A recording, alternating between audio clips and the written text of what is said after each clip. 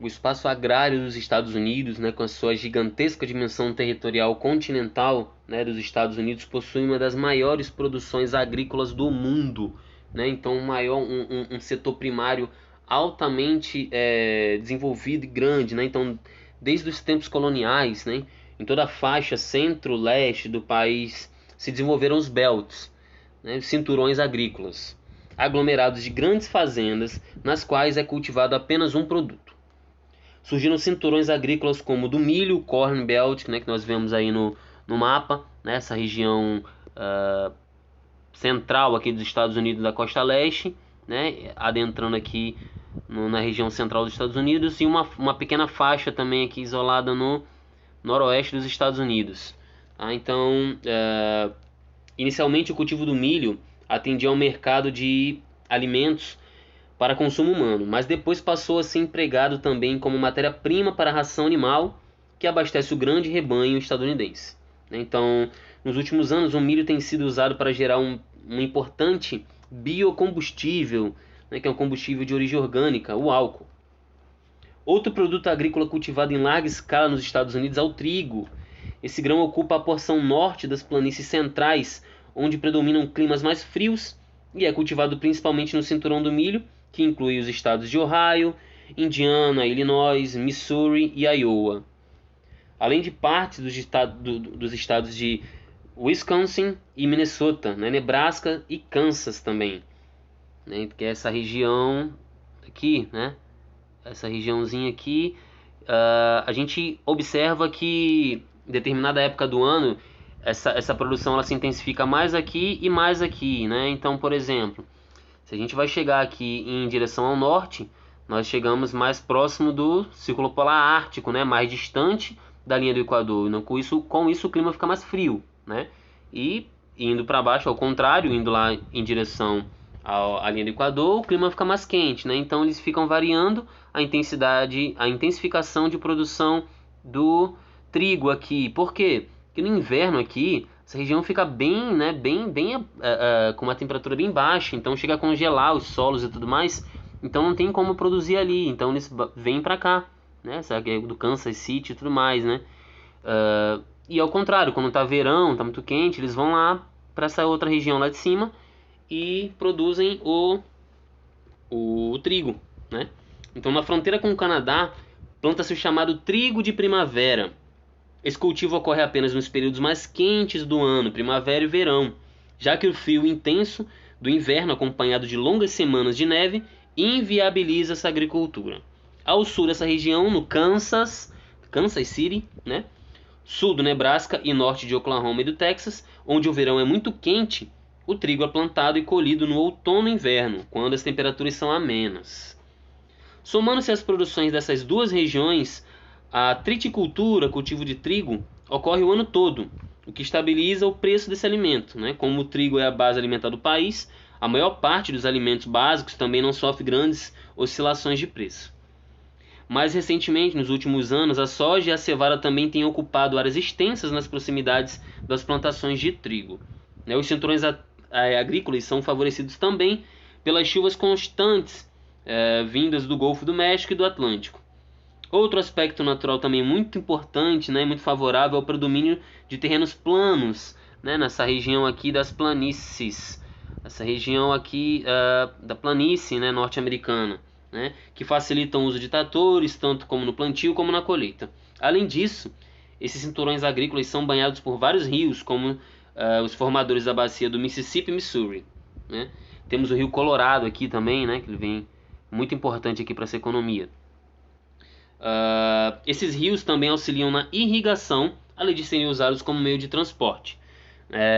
Esse rio Colorado aqui, como eu disse, ele é muito importante para a agricultura irrigada, como diz aqui na legenda, né? Aqui na Califórnia, o clima é um pouco mais seco, né? Chegando nessa região aqui, do Arizona, do Novo México, chegando a ser quase desértico, aí um semiárido bem rígido, né? Então, já tem uma certa estrutura financeira, né, bastante desenvolvida por causa lá do Sunbelt, né, lá na industrialização. Não vamos confundir os belts da industrialização com o da agropecuária. São termos iguais, belts, mas são de propostas diferentes que querem dizer coisas diferentes, atividades econômicas diferentes, uma industrial, outra agropecuária, tá? Estamos na agropecuária.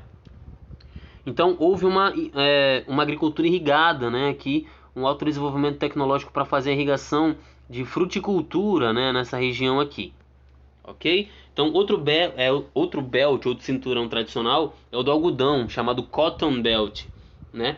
Inicialmente plantado para abastecer a indústria têxtil inglesa durante os séculos 18 e 19, o algodão ganhou importância ainda maior com a industrialização dos Estados Unidos, né? Nas últimas décadas, a área tradicionalmente ocupada por plantios de algodão sofreu uma forte redução. Outros cultivos como feijão, arroz e tabaco estão sendo feitos nessas terras que se tornaram muito desgastadas para o algodão. Recentemente, né, a cotonicultura, a produção de algodão, tem ocupado novas áreas, sobretudo na Califórnia, que já é o maior produtor de algodão do país, além do Cotton Belt, que já é o maior produtor de algodão do país. Além do Cotton Belt, os outros cinturões estão cedendo lugar a sistemas agrícolas mais complexos e diversificados, né? Essa diversificação pode ser observada cada vez mais associada a outras regiões do país, né? Nas planícies centrais, o milho está cada vez mais associado à beterraba e à soja. Então, o trigo ao milho e ao sorgo também, que é um outro tipo de grão, né? Depois da Segunda Guerra Mundial, a economia capitalista desenvolveu muito a competitividade, né? Então, para vencer a concorrência cada vez maior, o governo estadunidense investiu muito em tecnologia agrícola. Tratores, colheitadeiras, né, caminhões, agrotóxicos e rações industrializadas, enfim, foram desenvolvidos para elevar a produtividade, né, dessa agricultura norte-americana. Então, esses avanços permitiram produzir mais em menores áreas. Entretanto, todo esse desenvolvimento tornou a agricultura uma atividade extremamente cara, o que dificulta a sobrevivência de pequenas propriedades e favorece as grandes empresas agrícolas. Então, todo ano, milhares de pequenos proprietários vendem suas terras para as grandes empresas rurais e a concentração de terra fica cada vez maior. Um exemplo dessa situação é o Fruit Belt, cinturão das frutas. Esse cinturão agrícola circunda o Golfo do México, essa região aqui desse verde clarinho, né? Tá? Esse clima, né, o clima mais quente, permite o cultivo de laranjas, entre outras frutas, essa fruticultura, né? O Fruit Belt ele é formado por grandes fazendas, cujos proprietários são ligados à indústria de sucos, né, que são largamente consumidos em todo o país, aquele suquinho de laranja, né? Então eles têm um consumo muito grande desses produtos aí, querendo ou não, já industrializado, né? Não tão natural quanto o suco de laranja mesmo, propriamente dito, né? Então, vamos falar aqui do Green Belt, né? O que é o Green Belt, cinturão verde? Em torno das megalópolis e grandes cidades dos Estados Unidos, existem inúmeras pequenas e médias propriedades rurais voltadas ao abastecimento desses centros urbanos, chamados de Green Belt, cinturões verdes. Esses espaços rurais produzem hortaliças, frutas, ovos, produtos perecíveis, né? Que fazem parte da alimentação diária da população.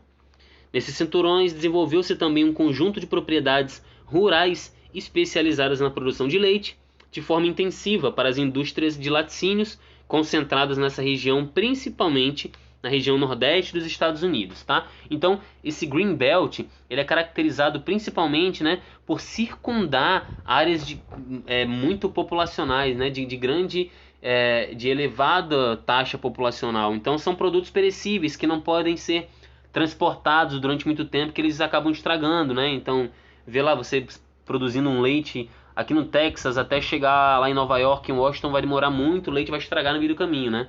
Então, eles circundam as grandes porções populacionais, né? As grandes regiões de alta população dos Estados Unidos, aí, que são principalmente 3, né? Que nós vamos ver adiante, tá? Então, temos o Ranching Belt. O que é o Ranching Belt, né? No oeste dos Estados Unidos predominam grandes fazendas de criação de gado, tanto nas planícies como nas montanhas, né? Que é essa região aqui, ó, tá? É a região central aqui que vai até a costa oeste também, tá? Então essas enormes propriedades rurais criam gigantescos rebanhos bovinos que totalizam cerca de 100 milhões de cabeças de gado, né, para abastecer o mercado interno e para exportação. A extensa área ocupada por esses rebanhos recebe o nome de Ranching Belt, cinturão dos ranchos, né? Aí o gado é criado de forma predominantemente extensiva, isto é, solto em grandes áreas com pastagens. Vamos lembrar da planície central norte-americana, né? Isso que propicia esse desenvolvimento desse tipo de atividade econômica agropecuária nessa região, tá? Então temos também um sistema agrícola chamado de dry farming, né? Que está mais na região oeste dos Estados Unidos. Então as áreas secas do oeste dos Estados Unidos sempre foram cultivadas pelos indígenas, né? De forma rústica, eles semeavam em solos que haviam armazenado parte das águas das escassas chuvas que caíam ao longo do ano. Com a chegada dos colonizadores, essa técnica tradicional chamada de dry farming foi mantida durante muito tempo ainda, né? Então, mas como era possível plantar em deserto? Então, o que significa dry farming, né? Dry farming tradicional consistia no revolvimento do solo, de modo que trazia para a superfície as terras mais úmidas e férteis, né? Que eram cultivadas basicamente com milho. Então, aquela mexida no solo ali para, né, pegar a parte mais úmida de baixo e trazê-la, né, à superfície do solo. Então, nas últimas décadas, né, nas últimas décadas agora, o dry farming passou por grandes mudanças. Então, tratores gigantescos passaram a revolver a terra, né, que agora é cultivada com o auxílio de avançadíssimos sistemas de irrigação, como o uso de gotejamento de água obtida por meio de aquedutos, né, que a trazem dos rios distantes ou de poços profundos. Então, atualmente na região do dry farming, além da uva, cultiva-se o milho e o algodão. E desenvolve-se também atividades hortifrutigranjeiras, né, que é também caracterizado lá no Green Belt, tá? Então, essa região aqui, né, dos Estados Unidos, ele tem um clima mediterrâneo, né, que é propício para o cultivo de azeitonas, como lá na Europa, né, para o cultivo de uva, né? Então na produção de vinho tem um Vale do São Francisco aí, que é uma grande produção vinícola, né, mundial, tá? E essa aí basicamente é a agropecuária, né? A atividade agropecuária dos Estados Unidos aí